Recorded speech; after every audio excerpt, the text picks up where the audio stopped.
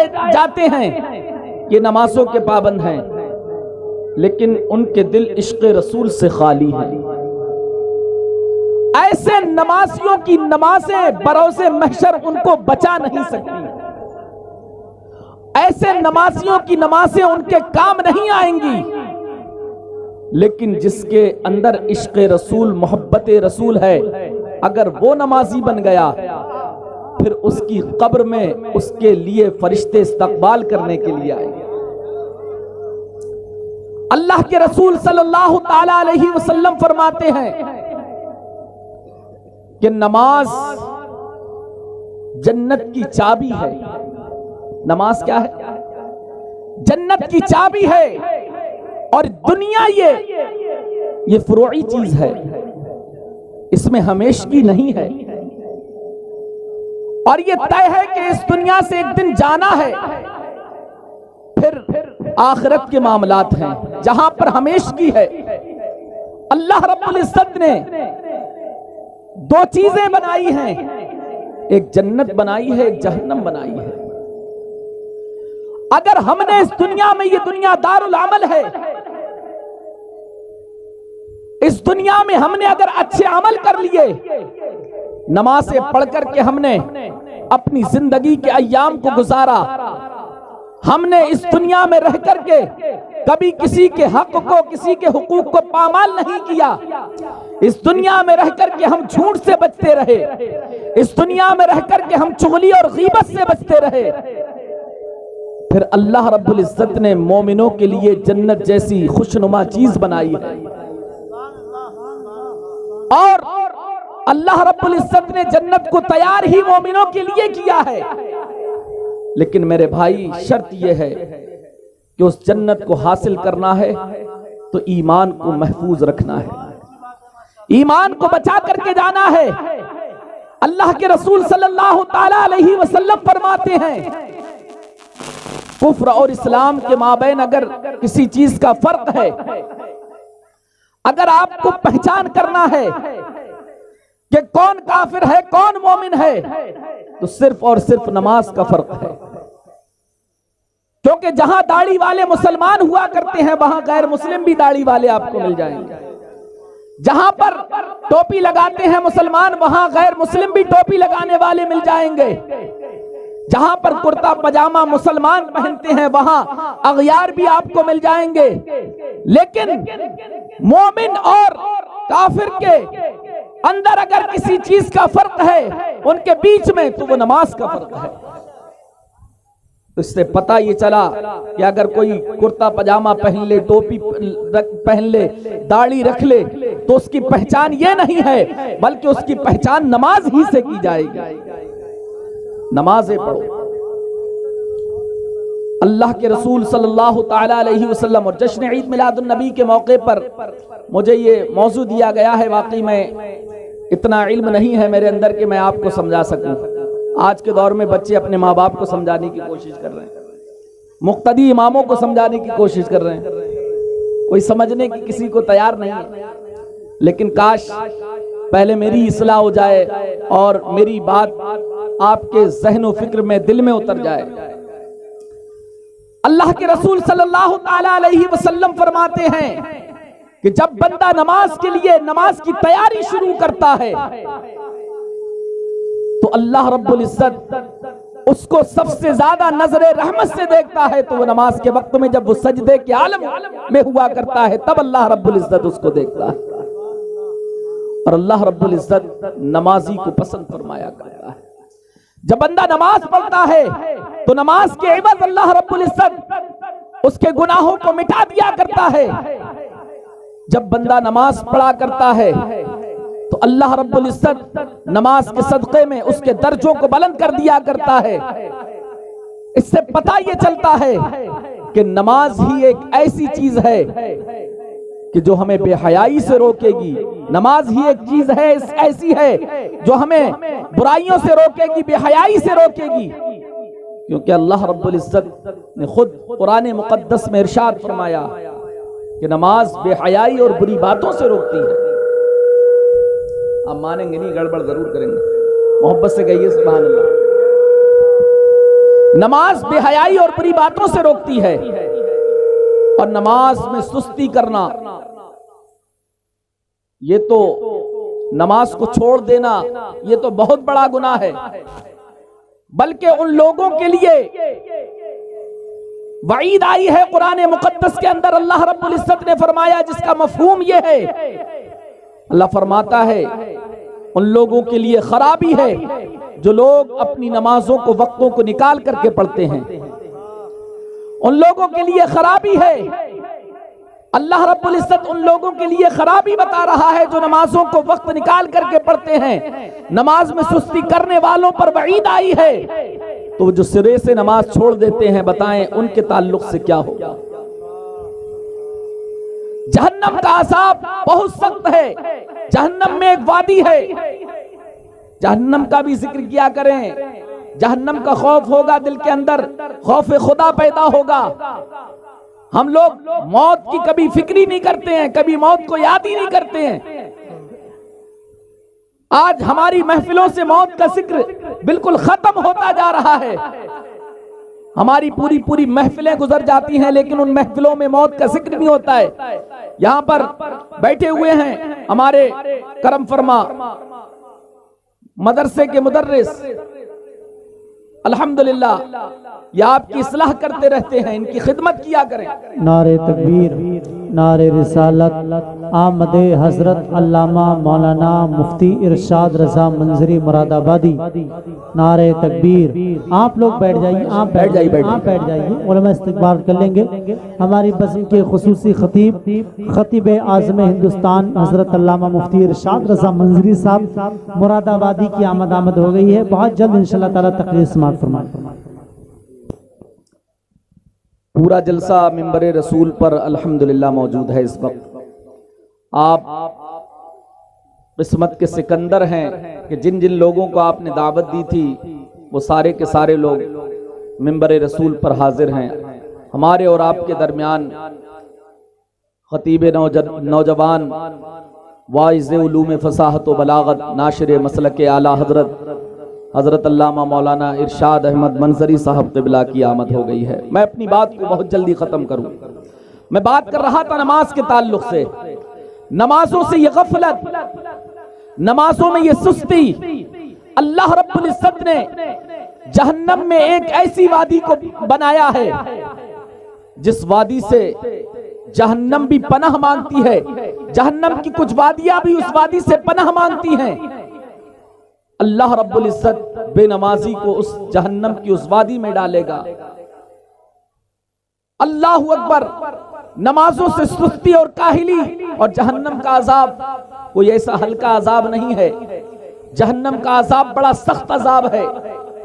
आपने बारहा सुना होगा कि अगर थोड़ा सा अजाब जहन्नम का दुनिया में छोड़ दिया जाए, उसकी गर्मी को हम लोग बर्दाश्त ना कर सकें। हम लोग दुनिया की लज्जतों को भूल जाएं। आज दुनिया की लज्जतों में हम पड़े हुए हैं। हमने दुनिया को खुशनुमा चीज समझ रखा है, जबकि प्यारे आका करीम सल्लल्लाहु ताला अलैहि वसल्लम ने फरमाया कि अल्लाह रब्बुल इज्जत की बारगाह में दुनिया की कोई हैसियत ही नहीं है। सहाबा जा रहे थे, सहाबा सरकार के साथ में, सरकार ने इरशाद फरमाया, तुम्हें मालूम है दुनिया की क्या हैसियत है, दुनिया है क्या?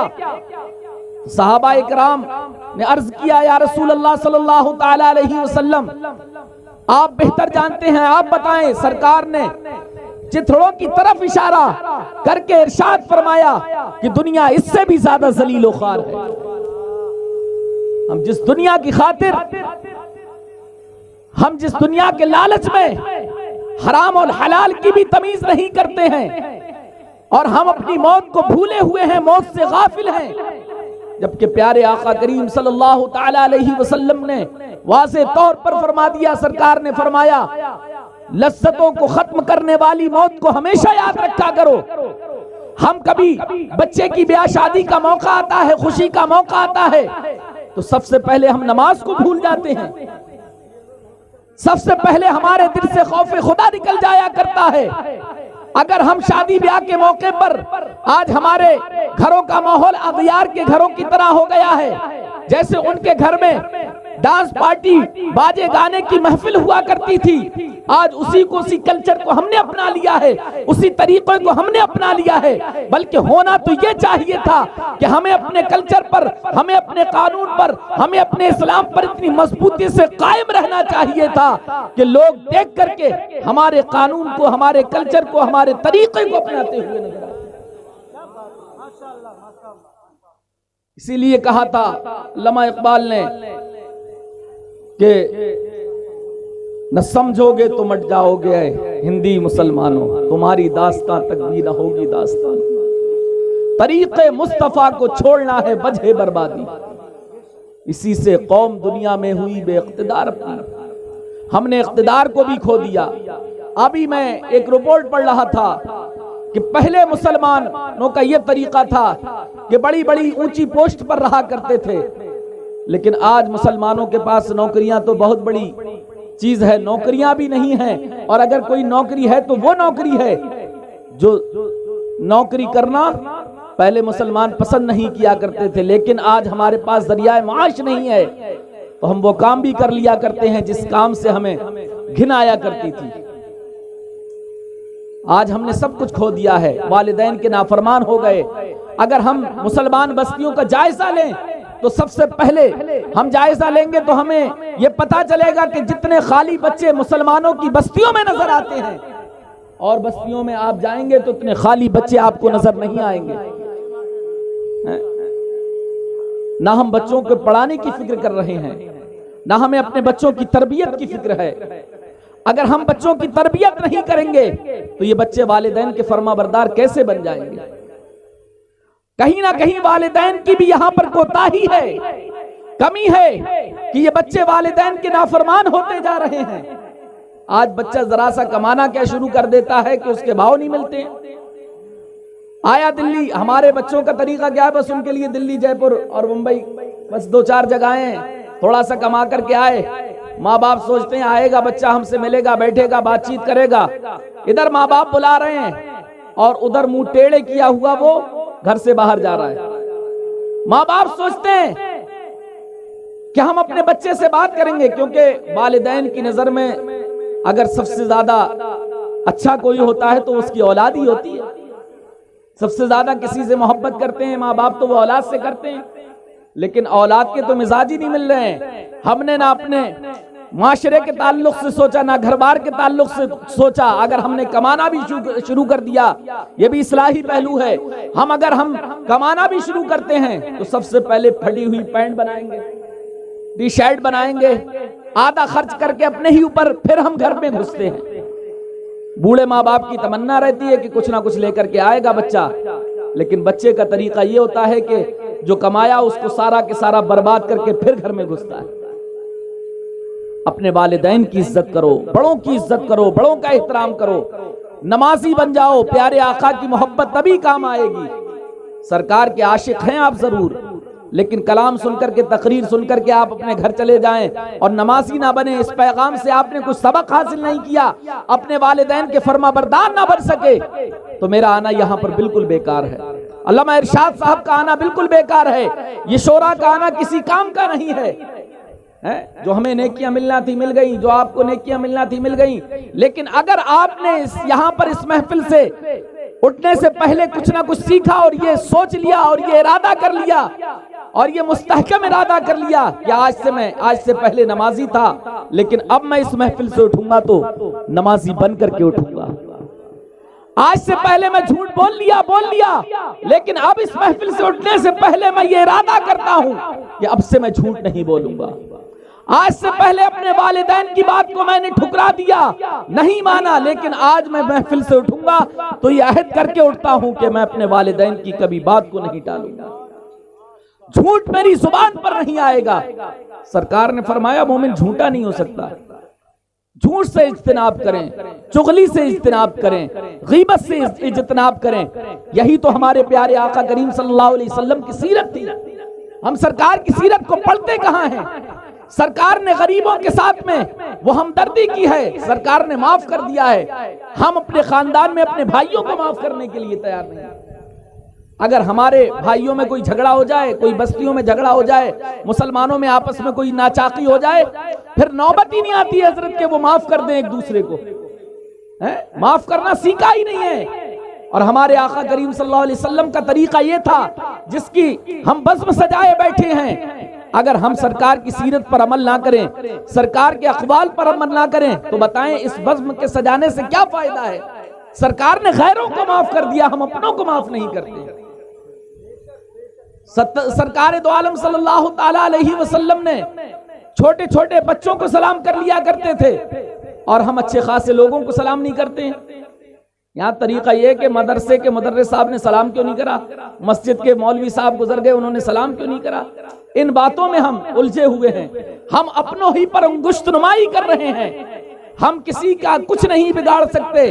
अगर हम बिगाड़ रहे हैं, इस वक्त हम नुकसान कर रहे हैं सबसे ज्यादा, तो अपना नुकसान कर रहे हैं। मैं यही कहूंगा और अपनी बात को वक्त की नजाकत को देखते हुए खत्म करना चाहता हूं कि तरीक़े मुस्तफ़ा को छोड़ना है वजह बर्बादी। इसी से कौम दुनिया में हुई बेइक़्तिदार अपनी, हमें करनी है शहंशाह बतहा की रज़ा जोई। अगर चाहते हैं कि आपका इक़्तिदार वापस आ जाए, आपकी इज्जत होने लगे माशरे के अंदर, तो सरकार दो आलम सल्लल्लाहु ताला अलैहि वसल्लम की सीरत को पढ़ के उस पर अमल करने की जरूरत है। हमें करनी है शहंशाह बतहा की रज़ा जोई, वो अपने हो गए तो रहमते परवरदिगार। अल्लाह ताला इस महफिल को मकबूल फरमाए। हमारे दरमियान खतीबुल हिंद हज़रत मौलाना इरशाद मंसरी साहब मौजूद हैं। हज़रत सरकार की विलादत के हवाले से आपको या हज़रत की मर्ज़ी कोई आपको पैगाम दे करके जाएंगे। अल्लाह ताला उलमा अहले सुन्नत की उम्रों में बरकतें अता फरमाए। आप शाद आबाद रहें, ऐसी इन महफिलों को सजाते रहें। ये महफिलें ऐसी हैं, ये मजलिसी इल्म इसमें सीखने को मिल जाता है, वरना सारे लोग दरसगाह में बैठ कर के इल्म सीख नहीं सकते। इन उलमा की